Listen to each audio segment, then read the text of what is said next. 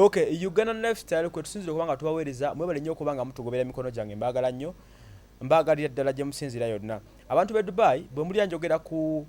Fresh Kid mumanya Fresh Kid is coming ennaku zomezi 7 ndozomezi ogujja ne 8 Dubai ne Abu Dhabi mu mulidi DJ Rama mbalitidde mu full dose mugende muwagira omwana mulenzi oyo kakati nabagambyeko eggulo nti taata wa Fresh Kid mu ngato zenjeru zasinga okwambala ennyezo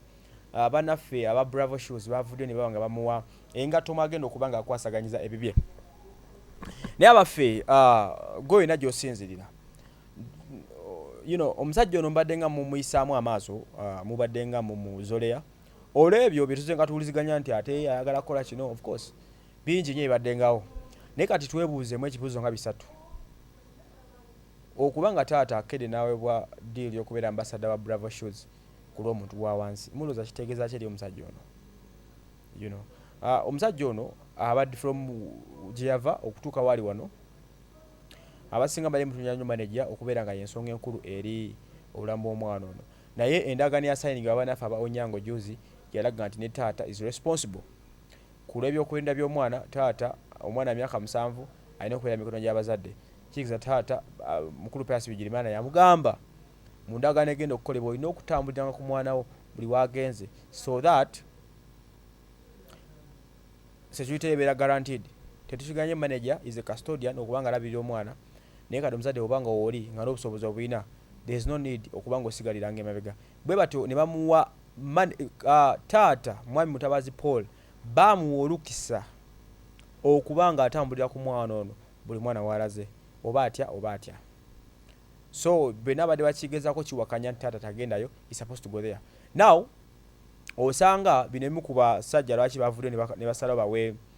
mwami Mutabazi diiru y'okubanga alanga engatto zaabwe kino no kitegeeza nti omusajja ono he is a very potential man mu bulamu bwa Fresh Kid kubanga obanga omusajja amidist buli amuyisaamu amaaso na biki bwe kibanga mwami Brian ku Bravo wali wasa nange Bravo nange mpaye engatto nange neyambalireko munaye tekemu ku ngatto za Bravo sanga nange naziranga wano ku Ugandan lifestyle hey kakati olaba omusajja abavudde ne bamuwa engatto kitegeeza nti he is someone era kiba kitegeeza nti wa mugaso takira kuddamu kuyisa mu maaso owulidde muzira kubanga buliyo nga manager kati asigaddewo okumanagingako ebyo bisoboka ng'omusajja essaawa zino ekintu akikola ki akituwalaganya so taata tumuggyeko obusungu tumuwa omukisa ogwo of course buli omu ayagala kifuna ewala ekifuna buli omu wabeera namwe abantu bulamu muwagalanye ewale ekiyidde okukibuukira naye taata mutuufu okubuukira omwana we waali kubanga kati saa zino we bali the kid is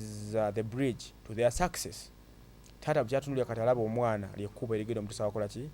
walina ogenda but daddy beera mukakamu running error lyo nga gwe omuntu so that things can move on smoothly aba Bravo Shoes bakulicognize kitegeeza oli wakabi obulamu bw'omwana era kati yena agenda okukola business ne Fresh Kid taata aba tayogedde oyinza obutakimala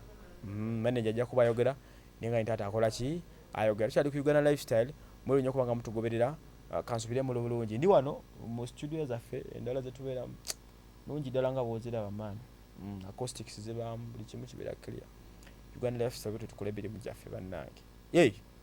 ab'e Dubai mulinde omwana yajja